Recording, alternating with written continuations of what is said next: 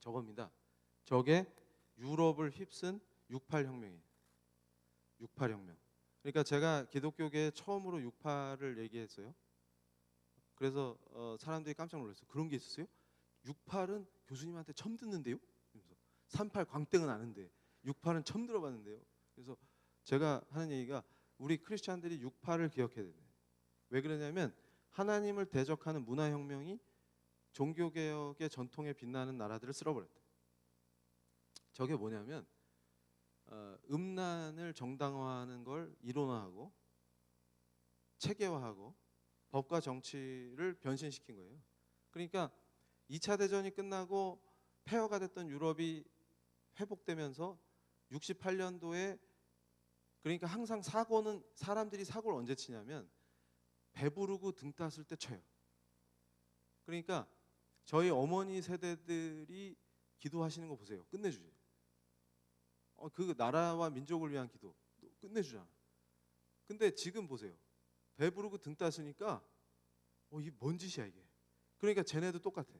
어려울 때는 예수님 앞에서 늘 주여 이러면서 하던 사람들이 배부르고 등 따시니까 뭔 짓을 하냐면 젊은 애들이 쟤들은 고생해 본 적이 없어. 68세대는 유럽에서.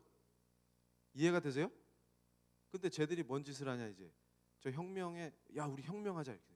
근데 뭔 혁명? 그랬더니 쟤네들이 들고 나온 슬로건이 뭐냐면 모든 금지하는 것을 금지하라. 금지를 금지하라. 이게 뭔 말이에요? 그러니까 애들은 뭘 하고 싶어? 음란한 짓을 하고 싶은데 꼭 누가 말려? 교회가 하지 마라. 어릴 때부터 주일학교 갔더니 못된 짓 하려니까 말씀에 나온다 얘야 하지 마라. 이런 거예요. 짜증나. 그런데 저 시대에 어떤 문화가 터집니까? 그래서 음란의 문화, 히피 문화가 저때 싹 퍼진. 그래서 마약 먹고 락큰롤에 취해서 음란한 짓 하고 이런 문화가 퍼져요. 기가 찰 노릇이지. 해방이다 이러면서 그러고 앉아 있는데 또 저때 뭐가 터지냐면 베트남전 반전 운동을 하면서 전 세계 좌파들이 연대를 하기 시작합니다. 그러면서 또 무슨 짓이 벌어지냐면 저 보세요. 유럽의 젊은이들이 왜 마오쩌둥의 사진을 들고 거리를 행진하죠? 저때 마오가 중국 공산당이 했던 문화혁명을 유럽의 젊은이들이 열광하면서 우리도 하자 이러는 거예요. 그런데 기가 찬 거죠. 저 가운데 애들이 누구예요? 홍위병. 어린애들이 창 들고 지금 뭐 하는 거예요 저게? 저게 혁명이에요. 그러니까 이 인류 역사에서 제가 이걸 연구하면서 깜짝 놀란 게 거대한 흐름이 있구나. 큰 흐름이 있습니다.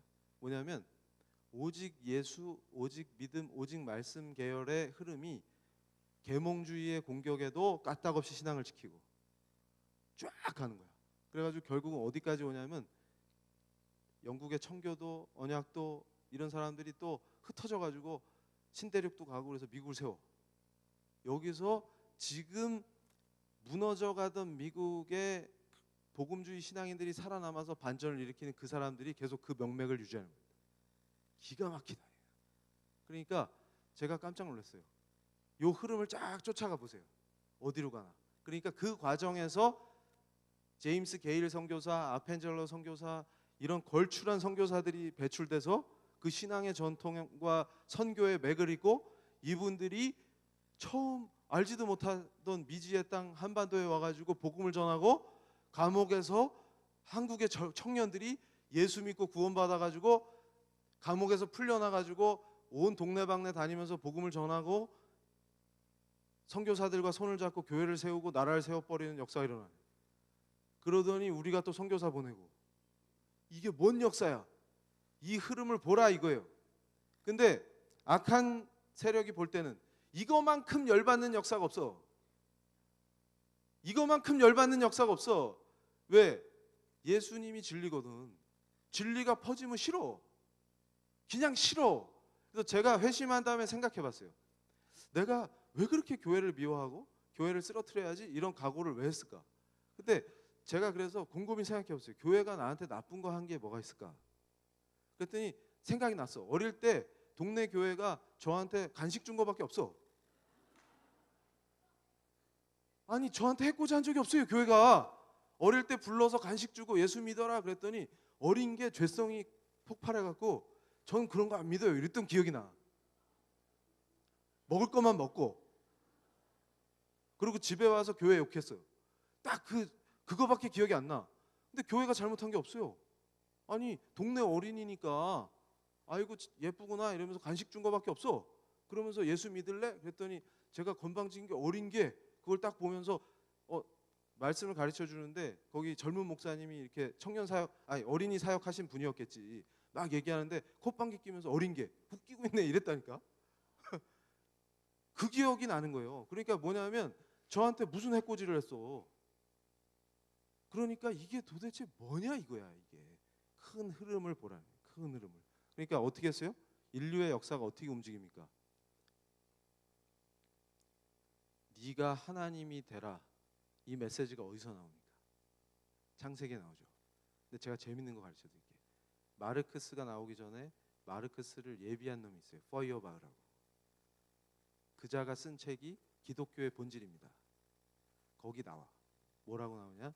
인간의 소외, 고통, 본질적 아픔, 두려움.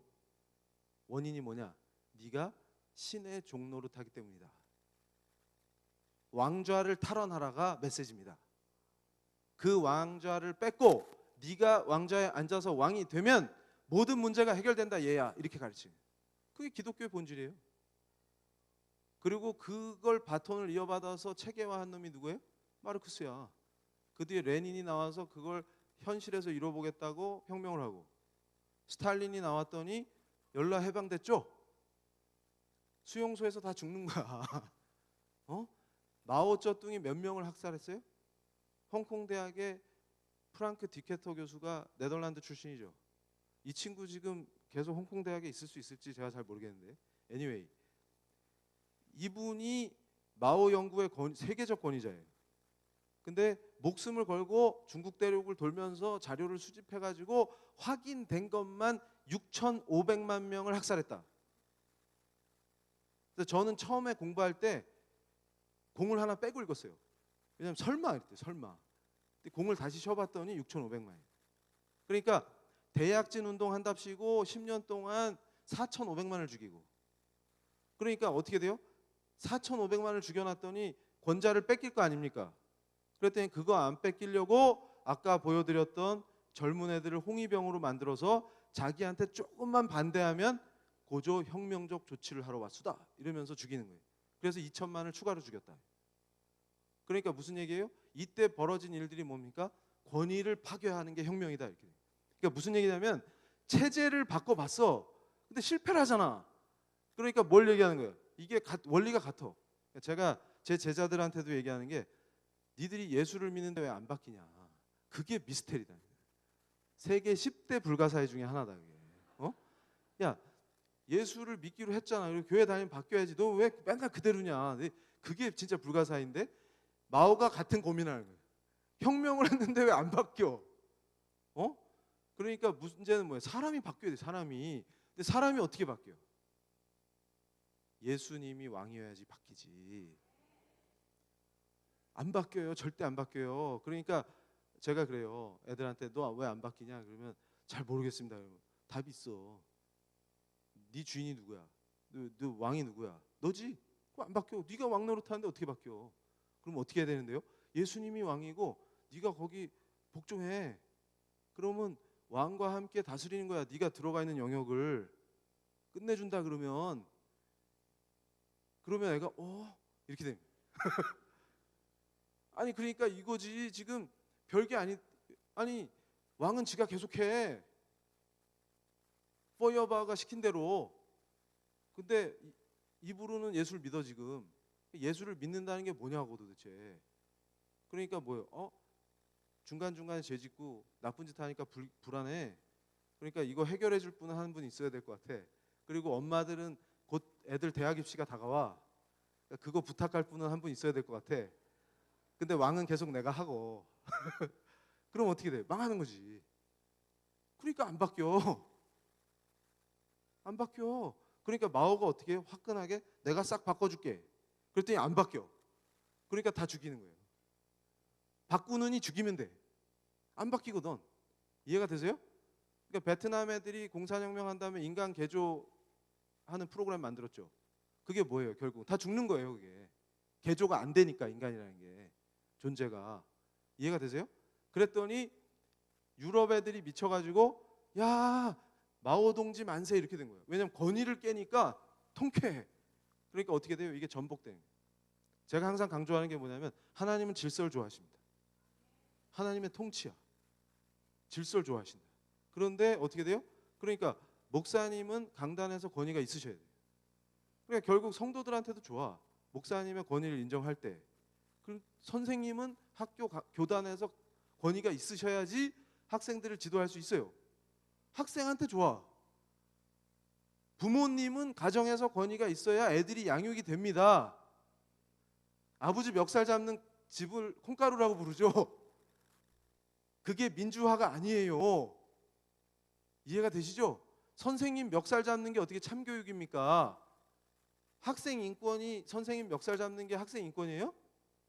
선생님 성추행하는 게 인권이에요? 기가 차가지고 지금 복음으로 학생 선도 잘해가지고 유명해진 선생님 있죠. 울산에. 저랑 아주 친해요. 손덕재 선생님. 그분이 뭐해요? 예수를 전해서 탈선한 애들을 계도하잖아. 그러니까 끝내준다. 이 선생님한테 걸리면 애들이 나쁜 짓을 안 해. 그러니까 예수 믿는 사람들이 이런 사람들이에요. 그런데 이 선생님 핍박하잖아. 왜? 애들이 사고 치면 좋아요? 그러니까 기가 찬 게 뭐예요? 학생인권 조례라는 거. 애가 문신을 하고 나타나는데 선생님이 지도를 못하면 그게 인권이에요? 개성을 표현하니까 너 용 하나 그리고 올까? 쿨해? 양팔에 뭐 2마리씩 쌍으로 하나 그려볼까? 이게 어떻게 인권이냐고. 그게 학생 인권이냐고. 그게 기가 차가지고 지금 경남에서 무슨 짓을 벌이고 있어요? 경남 학생인권 조례. 아니 학생이 출산하고 성관계하는 게 인권이에요? 제정신입니까? 학교는 그걸 못하도록 가르치는 데가 학교지. 성관계 해본 학생 출산을 차별하지 마라. 그러니까 차별하지 말라니까 듣기 좋지. 말이 된다고 생각하세요 이게? 그게 학생 인권입니까? 기가 찬. 그래서 보여주세요 이제. 그래서 그 판을 세팅하는데 어떻게 전통 있는 교회들이 무너지냐 제가 보여드릴게요. 자,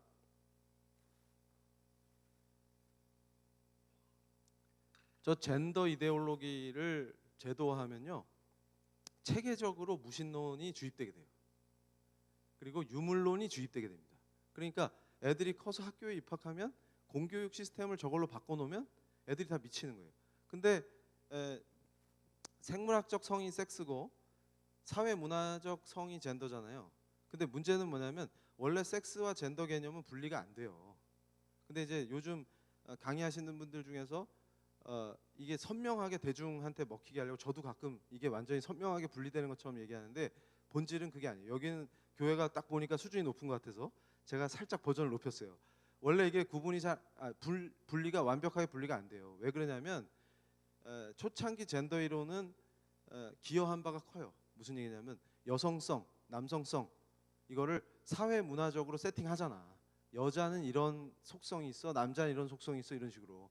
근데 이게 여성을 차별하거나 여성의 권리를 억압하는 걸로 쓰이면 큰일 나요. 왜냐하면 남성성, 여성성은 누가 더 잘나고 못나는 문제가 아니야. 이거는. 그러니까 뭐냐면 항상 남녀는 동등하게 법이 대우해 줄 수 있도록 권리를 누리고 그리고 여성이 사회 진출하거나 고위직에 가거나 이럴 때 여성이라는 이유로 배제되지 않도록 법이 발전하고 양성이 평등하게 조화롭게 행복하게 가는 게 인권이야. 그런데 저 젠더 이론이 90년대에 와서 확 미치게 돼요. 그러니까 남성성 여성성을 인정했더니 어떤 일이 벌어지냐면 해결이 잘 안 돼 빨리. 그러니까 아빠 엄마라고 부르는 걸 상상해 보시면 돼요. 아버지 이렇게 부르면 불리는 순간 아버지의 역할이 있잖아. 가정에서 아버지의 역할이 있죠. 그게 뭐예요? 성 역할이잖아. 아빠가 해야 될 일이 있고 엄마 그러면 엄마의 역할이 생기죠. 요걸 깨버리잖아요. 그래서 어떻게 깨요?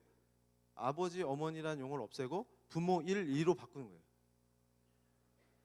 그래서 제가 영국에 특강하러 갈 때 여름에 저한테 어떤 성도님이 이메일을 길게 쓰셨는데, 교수님 오신다 해서 너무 기다리고 있습니다. 아빠 일로 살고 있는 아무개입니다. 이러면서 저한테 이메일이 왔어. 아빠 일, 아빠 일이 아니구나. 부모 일, 부모 이야. 그래서 제가 그래요. 야, 너네 차별과 평등 중요시하는데 누가 일을 할지 이거 갖고는 안 싸우냐? 그것도 매우 곤란할 것 같은데? 그러니까 이게 뭔 짓이에요? 어린이한테 이제 하다가 처음엔 좋은 걸로 출발했어. 사회문화적으로 여성들이 자꾸 권리가 박탈당하고 차별당하니까 이거 시정하려고 하다가 갑자기 얘들이 어디에 꽂혔냐면 아예 구분을 하는 걸 의미 없게 만드는 걸로 가는 거야. 그러니까 남자 여자를 차별하지 말라 그랬더니 구분을 하지 마는 쪽으로 가는 거예요. 이게 젠더 뉴트럴이야. 성중립. 그래가지고 성공회 대학에 성중립 화장실을 만든대. 누가 갈 건데 거기에? 누가 갈 건데? 그러니까 오히려 이게 여성의 권리를 높인다는 이름으로 등장하는데 여성들이 괴로워. 아니 그 흉악하게 생긴 아저씨랑 화장실 같이 들어가고 싶으세요? 말도 안 되는 얘기지 이게. 뭔 짓이야 이게. 독일에선 또 무슨 짓을 하는지 아세요? 여성들이 서서 볼일 볼 수 있는 변기를 설치했어 또. 그랬더니 크리스찬 여성분이 시에 항의한 거야. 누가 우리 세금 갖고 이따 이 짓을 하라고 그래. 세금을 중요한 데 쓸 때 얼마나 많은데 누가 이런 거 만들어 달라고 그랬어. 휴게소 같은 데서 보세요. 여름에 여성분들이 왜 고생합니까? 제가 영화관 같은 데 가면 안에 기다리느냐고 백 메고 오래 기다려서 밖에서. 그러니까 이상한 거 만들 그 돈으로 여성 화장실을 더 많이 만들어주면 여성들 좋잖아요. 왜 쓰잘데기 없는 짓거리를 하는데 돈을, 예산을 맨날 낭비를 하냐고. 그게 인권이에요? 여성이 서서 볼일 보는 게 인권이에요? 뭔 짓이야 이게. 그러니까 제가 뭘 깨달았냐면요, 저 6.8 혁명이 확 휩쓸고 가면 음란이 정당화돼요. 이때 기라성 같은 철학자들이 나타나갖고 그걸 정당화시켜주는 이론을 막 내놔. 그래서 이게 정치 이데올로기로 싹 세팅이 되는 거예요. 그래서 저걸 만들어낸 거예요. 그래서 인간이 자기가 원하는 대로 성을 막 골라. 그때 그게 한 50 몇 개 있대. 그래서 제가 그쪽 전문가하고 토론해서 박사를 내놨는데, 제가 농담으로 그랬어요. 쉬는 시간에 어디 있는지 나한테 얘기 좀 해서. 니들이 말하는 이 독특한 분이 어디 계시냐. 어디 계시냐. 그러니까 그분들이 하는 얘기는 이거예요. 보세요. 제가 생긴 거는 상남자 스타일인데 사실 되게 섬세해요. 그런데 그럼 저는 무슨 젠더야? 이렇게 되는 거예요. 기가 차지. 뭔 젠더긴 뭔 젠더야. 그리고 제 아내는 지금 같이 왔는데 되게 이분이 성품이 장군 같은 게 있어요. 그래가지고 제가 좀 무섭거나 이러면 아내 뒤에 딱 숨어요. 덩치 커가지고. 그러면 제 아내는 무슨 젠더죠? 뭡니까 이게. 뭔 젠더긴 뭔 젠더야. 그러니까 제가 이런 것들을 보면서, 그러니까 여러분 보세요. 만약에 어린애가 입학을 했는데 학교에 이 젠더 이데올로기를 가르치려면 뭐부터 치고 나가야 돼요? 창세기를 부정하는 것부터 시작해야 됩니다. 분명히 하나님께서 뭐라 그러셨어요? 하나님의 형상에 따라 남자와 여자를 창조하신 거예요. 그걸 부정하면서 시작해야 돼요. 그러니까 무슨 얘기냐면 정면으로 창조 질서를 대적하는 걸 공교육이 가르치게 됩니다. 안 그러면 젠더를 설명할 수가 없어요. 왜냐하면 하나님이 창조하신 건 남자하고 여자밖에 없거든. 중간 단계, 많이 중간, 조금 중간 이런 걸 만든 적이 없어요. 하나님은. 이해가 되세요? 그러니까 이거를 공교육에서 가르치려니까 어떻게 돼? 창조 질서를 정면으로 대적하고, 창조 질서를 대적한다는 것은 하나님의 도덕적 통치를 파괴하는 길로 가는 것입니다. 우리 위대한 개혁신앙, 청교도 신학에서 창조 질서를 공격하는 건 하나님의 도덕적 통치를 공격하는 거예요. 이해가 되세요? 그러니까 아예 공적 시스템이 창조 질서를 대적하고 하나님을 대적하도록 세팅하고, 어린 애들에게 이것을 주입함으로써 애들이 자동으로 하나님을 대적하는 생각을 하고 그냥 자기도 모르게 생활하다 보면 하나님을 대적하게끔 만드는 법과 정치의 역사가 나타나는구나. 이렇게 되면 어떻게 됩니까? 교회가 온전히 유지될 수가 없죠. 정상적인 교회가 유지될 수가 없죠. 그래서 교회 해체로 이어지는 것입니다. 다음 페이지. 그래서 저게 영국 교회의 현실이다. 그러니까 영국에서도 크리스찬이 80%가 넘고 그런 나라였어요. 근데 지금 한 자릿대로 완전 박살이 난 이유가 뭐냐? 그래가지고 제가 봤더니 뭐냐면 전통 있는 교회가 좀 맥도날드 간판 달고 있는 거 보이시죠? 평등법이란 법이 만들어질 때 크리스찬들이 안일하게 침묵해버렸어요. 저기서부터 처절한 슬픔이 시작됐다. 왜냐하면 크리스찬의 입을 막아버리는 법의 역사가 시작되는데도 교회가 태평하게 아유 그냥 우리 교회 잘 돌아가는데 왜 다음 세대들을 끝장낸다는 거예요. 끝장낸다. 자 다음 페이지. 이걸 보세요. 그래서 그 우리에게 선교사를 보내주던 기독교의 나라 영국이 기독교에 감염됐다는 표현을 쓰기 시작했대. 공문서에. 저게 무슨 말이냐면 저게 언제 나온 사건이냐면요. 크리스찬 노부부가 계셨어요. 이분들이 은퇴하시고서 뭘 했냐면 가정이 깨져가지고 애들이 방황하면서 말썽 피우는 청소년들 있잖아요. 걔네들에게 가정을 제공해주는 위탁 가정을 하게 됐어요. 왜냐하면 예수님의 사랑으로 삐뚤어진 애들을 돌보자 이런 생각을 하고 두 부부가 저걸 시작하셨는데 다른 집보다 이 집이 훨씬 선도가 잘 되는 거야. 탈선 청소년들이. 왜냐하면 이 집은 특징이 뭐냐면 이 집에 들어온 애들은 말씀 공부를 같이 해야 돼. 이 부부하고 같이. 그러니까 애들이 말씀 읽고 은혜 받다가 크리스찬이 되면은 사고를 안 치는 거야. 너무 좋죠. 그런데 문제가 어디서 터졌냐면 말씀을 가르치다 보니까 뭘 가르쳤냐면 동성애는 하나님이 죄로 보시기 때문에 요즘 유혹이 많다. 너희들이 학교 생활할 때 음란을 멀리하고 혹시 동성애 유혹이 있더라도 이 말씀을 붙잡고 주님께 기도하면서 거기에 넘어가면 안 된다. 이렇게 가르친 거야. 그랬더니 어떻게 됐어요? 위탁 가정의 자격을 박탈하겠다 하고 시에서 보낸 문서에 당신 부부는 기독교에 감염돼 있기 때문에 인권 의식이 없다 이렇게 돼 있어요. 그러니까 제가 아까 인권이 어디서 출발한다고? 하나님이 우리를 귀하다 해주신 거기서 출발하는 거예요.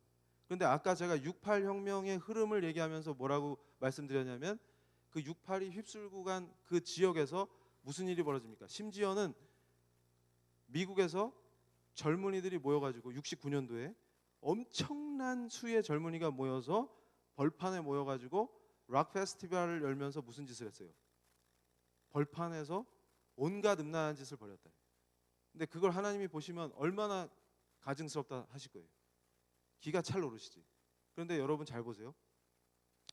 그렇게 휩쓸고 간다.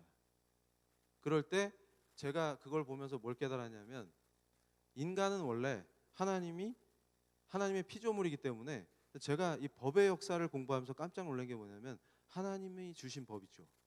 이 토라는 하나님의 법은 어느 지역에서나 유사해. 왜냐하면 그게 보편적으로 일반적으로 주시는 은총이야. 그러니까 뭐냐면 하나님을 모르는 자들조차도 인간이 이건 하면 안 되겠다. 이건 해야 되겠다. 이걸 구별할 수 있다는 거예요. 왜냐하면 하나님의 형상대로 만들어 주시면서 우리에게 양심을 주셨거든. 그러니까 양심이 찔린다는 게 도대체 내가 사람의 탈을 쓰고 이 짓은 못하겠다. 이게 있다는 거예요. 인간들한테는.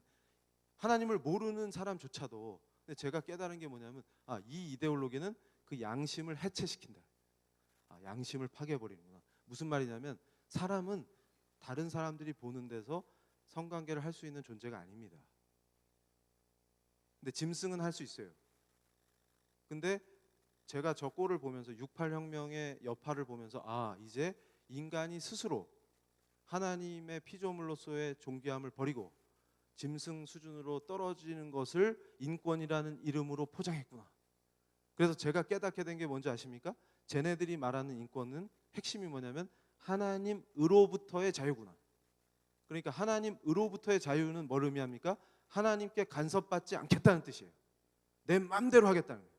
그랬더니 어떤 결과가 벌어져요? 오히려 존귀하게 만들어 주신 인간이 존귀하지 않은 존재로 추락하게 되는구나. 쟤들은 그걸 인권이라고 부르는구나. 그걸 깨달게 됐다. 아, 하나님의 간섭이, 하나님의 개입이 얼마나 복된 것인데 하나님으로부터의 자유를 자유와 해방이라고 부르는구나. 하나님한테서 해방되면 뭘 할 건데? 죄 짓고 죽는 거지. 아, 이거였구나. 그러니까 어떻게 돼요? 요걸 인권이라는 이름으로 딱 세팅해서 쫙 퍼뜨리니까 사람들이 헬렐레 해서 좋아 죽겠어. 인권이잖아 이러면서. 법 이름도 뭐예요? 평등법. 너무 좋아. 차별금지법. 이런 뭐예요? 그래서 저는 법학 교수로서 차별금지법 반대합니다. 그러면 뭐라 그러겠어요 저한테? 쟤는 법학 교수가 차별을 좋아하는 애야 이렇게 되는 거예요. 누가 차별하라 그랬어. 그러니까 이게 쟤네들 전술이다. 이름을 잘 붙이니까 거기에 반대하면 나쁜 놈이 되는 구조가 딱 되는 거죠. 누가 제가 차별하자 그랬어요. 자, 다음 페이지. 우리나라가 아까 영국의 그 평등법을 본딴 법을 제정을 추진하겠다고 선포했습니다. 이제 곧 법안이 나올 거예요. 우리는 저기에 침묵하면 안 됩니다. 나는 저거 용납 못하겠다. 그러니까 혐오 배제 문제에 대응하기 위해서 차별금지법을 꼭 만들겠다. 신임 국가인권위원장이 취임하면서 한 얘기예요. 근데 저게 혐오 배제 문제가 뭔지 아세요? 예수님만 진리다. 배제했어. 누구를? 예수 안 믿는 사람을. 제가 지금 엄청 혐오했죠. 뭘 혐오했어? 동성애 죄라 그랬잖아. 그리고 중간, 많이 중간, 조금 중간 이런 게 어디 있습니까? 혐오했잖아 지금. 누구를? 조금 중간, 많이 중간. 지금 혐오와 배제를 때려잡으면 어떻게 돼요? 이정훈 교수 입을 막아버리면 돼요. 이해가 되세요? 목사님이 레위기 설교하시면 못하게 하면 되죠. 혐오 서적도 있네 여기. 배제 서적도 있네. 이렇게 되는 거예요. 다음 페이지. 이걸 똑똑히 보십시오. 뉴스앤조이 보도예요. 제가 잘 아는 교수를 인터뷰했어요. 이거 전문가예요. 영국법 전문가예요. 저분이 H 교수라고 합시다. 홍 교수가 젊은 교수예요. 뉴스앤조이랑 인터뷰했어요. 아, 이제 뭐라 그래요? 동성애 이퀄 죄다 이렇게 설교하면 잡혀가는 게 차별금지법이다. 이런 거 다 거짓말이에요. 전부 다 오해예요. 성경이 불법적인 책이 되고 이런 거 다 거짓말이에요. 이렇게 얘기해요. 다음 페이지. 근데 똑같은 사람이 한 얘기예요. 자, 뭐라 그래요? 영국은 공공질서법으로 인종이나 성적 지향 저게 뭐냐면 동성애든 뭐 복잡한 게 많아요. 아마 제가 이거 설명해드리면 저처럼 또 머리 빠져요. 뭐가 되게 많아. 용어도 복잡하고 그게 다 뭔 짓이냐. 그래서 제가 뭘 깨달았냐면 한 번 담을 헐어서 음란이 무너지기 시작하면 어디까지 가느냐. 그러니까 제가 기가 찬 게 뭐냐면 네덜란드가 위대한 종교개혁의 나라 아니었습니까? 근데 지금 뭘 걱정해요? 수간 문제를 걱정하는 나라가 됐어요. 이게 무슨 짓입니까? 인간이 짐승과 무슨 성관계를 합니까? 캐나다가 뭐예요? 수간 관련해 가지고 최근에 재판한 거 아세요? 이게 뭔 짓입니까 이게? 그러니까 아까 제가 그랬잖아요. 존엄했던 인간이 인권이란 이름으로 인간이 아닌 인간보다 못한 존재로 추락해가는 무슨 짓이냐 이게. 그런데 제가 이런 얘기하면 동성애랑 수간이 무슨 상관이야? 또 거짓말한다 이럴 거거든. 그런데 보세요. 홍 교수가 자기가 한 말이에요. 한겨레 20일하고 인터뷰할 때, 아까는 뉴스앤조이하고 인터뷰할 때고 지금은 뭐예요? 한겨레랑 인터뷰할 때요. 영국은 공공질서법으로 인종이나 성적 지향에 대한 혐오를 자극하는 위협적, 모욕적 표현을 처벌하고 있다. 그러면서 뭐라고 해요? 영국의 공공질서법을 한국에 적용한다면 동성애 반대 세력의 발언 중 일부가 처벌될 것임은 분명해 보인다. 아까 뭐라 그랬어요? 처벌된다는 건 다 오해예요 이랬죠. 근데 분명히 뭐라 그랬어요? 처벌된다. 자기 입으로 얘기를 하잖아 지금. 그러니까 독자가 다르죠. 뉴스앤조이는 크리스찬들이 보죠. 이건 누가 봐요? 크리스찬 좀 처벌해줬으면 좋겠는 사람들이 보는 거죠. 이해가 되세요? 그러면 이제 저랑 목사님은 이제 일빠따네. 그렇게 되는 거예요. 지금 제가 또 선동하고 있잖아요. 이게 증오 선동이에요. 공공질서법, Public Order Act가 얘기하는 공공 그 증오 선동을 제가 하고 있는 거예요 지금 여러분들한테. 이해가 되세요? 상황이? 그러니까 제가 뭘 얘기합니까? 웃기지 마라. 우린 이런 법 용납할 수 없다. 그래서 제가 영국 공공질서법이 지금 이거를 처벌해서 크리스찬들의 입을 막고 이러니까 어떻게 돼요? 크리스찬의 종교의 자유가 침해되는 겁니다. 그러니까 예를 들면 우리는 기도해야 돼. 잘 보세요. 지금 벌어지는 일들을 카이스트에 할랄 푸드 도입해야 된다. 왜냐하면 이슬람 유학생이 오니까 할랄 식당 만들어라 이렇게 하죠. 그러면 카이스트 입장에서는 이러다가 그럼 걔는 또 기도해야 된대. 그럼 대학에 기도실 설치해라. 그러면 제가 대학에서 중앙보직할 때 그런 요구 받으면 뭐라 그러겠어요? 저는 크리스찬이니까 안 돼 이럴 거 아닙니까? 그러면 뭐라 그러겠어요? 저 인종적 혐오하는. 그러면서 또 뭐라 그래요? 그런데 왜 크리스찬은 기도하면 안 돼요? 잘 생각해 보세요.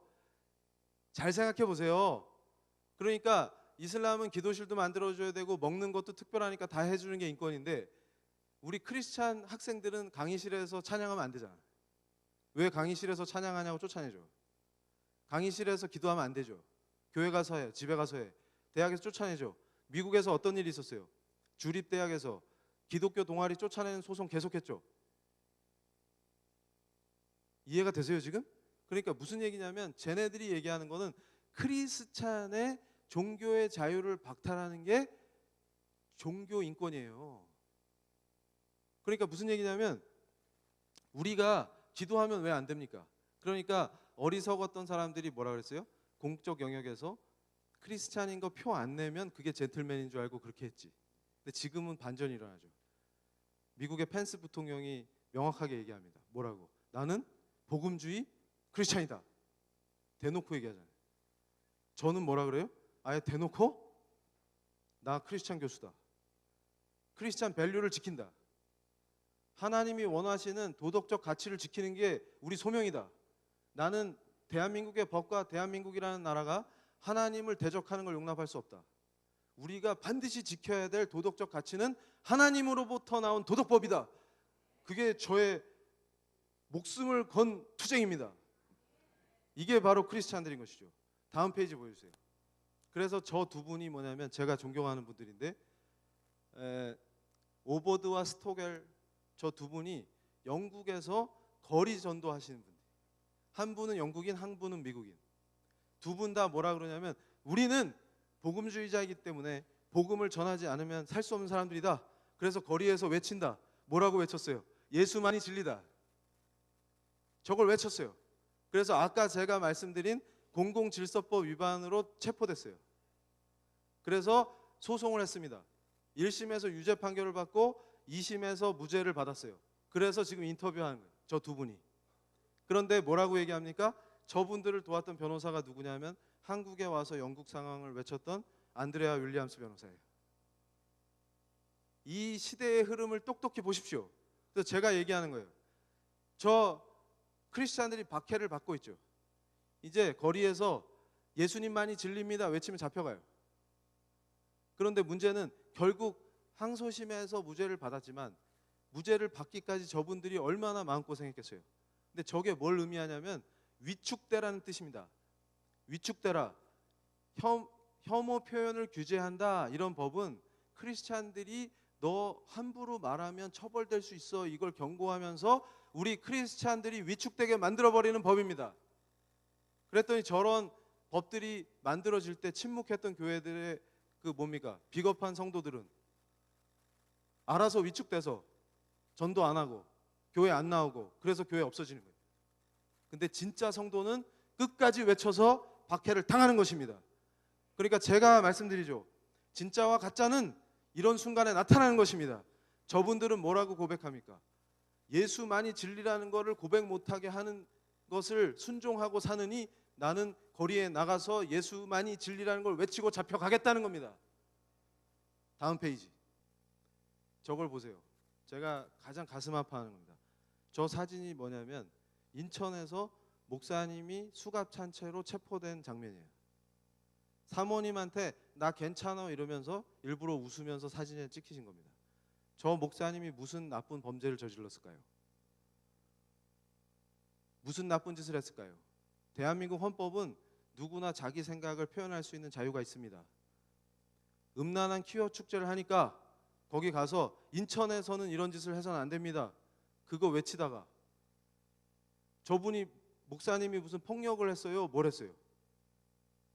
제가 기가 찬 게 뭐냐면 술 먹고 지구대에서 행패 부리는 사람도 함부로 수갑 안 채웁니다. 인권 타령하면서. 맞아요? 경찰관들이 매일 맞고 다니죠. 그것도 슬픈 일이에요. 경찰관을 폭행하고 제복 입은 사람들 멱살 잡는 게 권리고 민주주의라고 생각하십니까? 그건 우리의 안전과 대한민국의 기강을 흔드는 악한 짓입니다. 권리도 아니고 민주주의도 아니에요. 그런 거에 속아선 안 됩니다. 근데 어쩌다가 대한민국이 제복 입은 분들이 수고하는데 그분들 멱살 잡고 그분들 폭행하는 게 권리가 되고 그것이 민주주의의 상징이 됐습니까? 이런 말도 안 되는 짓들을 방치해서는 안 됩니다. 그러다 하다 지금 어디까지 왔습니까? 이제 어떻게 목회자를 잡범 취급합니까? 공권력이. 말이 안 되는 일이 벌어지는 것입니다. 그런데 우리가 침묵합니까? 침묵합니까? 그래서 제가 하도 답답해서 한국의 교회 지도자라는 분들한테 그랬어요. 만약에 조계종 스님이 저렇게 끌려갔다. 조계종이 어떻게 할 것 같습니까? 캐톨릭 신부가 저런 꼴을 당했다. 어떻게 될 것 같습니까? 근데 왜 우리 교회는 침묵합니까? 기가 찰 노릇이다. 그러니까 제가 저 사진을 왜 보여드리냐면 바로 저거예요. 저게 지금은 공권력이 퀴어 축제를 방해한다는 이유 하나만으로 목사님을 거의 잡범 취급하면서 수갑 채워서 연행을 했죠. 근데 영국의 공공질서법에 처벌 조항을 탑재한 차별금지법이 법이 된 뒤에는 어떻게 될 것 같습니까? 우리 크리스찬들이 바로 저 꼴을 매일 일상적으로 당하는 사태가 벌어진다는 것입니다. 영국의 꼴을 보고도 미리 겪은 영국의 상황을 보여줘도 깨어나지 못하고 생각이 부족해서 아니면 실천할 의지가 없어서 아니면 그냥 안주하고 사는 게 좋아서 반대하지 않는다면 바로 저게 우리의 모습이고 우리의 신앙을 지키기 위해서 겪어야 될 상황이 되는 것입니다. 이제 자유롭게 우리 마음껏 예수님만이 진리라는 그 당연한 복음을 방방곡곡에 외치고 다닐 수 있는 자유가 얼마 남지 않았다 그 말입니다. 저는 용납할 수 없습니다. 만약에 그것이 우리가 최선을 다해서 막는다 하더라도 물결을 못 막아서 저게 법이 돼서 영국처럼 처벌받는 상황이 온다 하더라도 우리는 멈추지 않고 오직 예수만이 구세주시며 그분만이 진리라는 복음을 위해서 목숨을 걸고 싸울 것입니다. 그래서 제가 이 자리에서 분명히 말씀드립니다. 대한민국은 예수 믿고 변화된 신앙의 성각자들이 건국한 위대한 나라고 이 대한민국에서 자라나는 새로운 다음 세대들은 어머니 무릎에서 또 아버지의 따뜻한 음성 속에서 말씀을 듣고 함께 찬양하면서 자라는 대대손손 크리스찬 명문가들이 되는 위대한 나라는 멈출 수가 없다. 그래서 이 대한민국은 더 위대해질 것이며 우리가 들고 다음 세대들이 복음을 들고 전 세계로 나가서 모든 인종, 모든 민족, 모든 국가가 예수를 주로 시인하는 위대한 복음의 역사는 지금 여기서 끝나지 않을 것입니다. 감사합니다.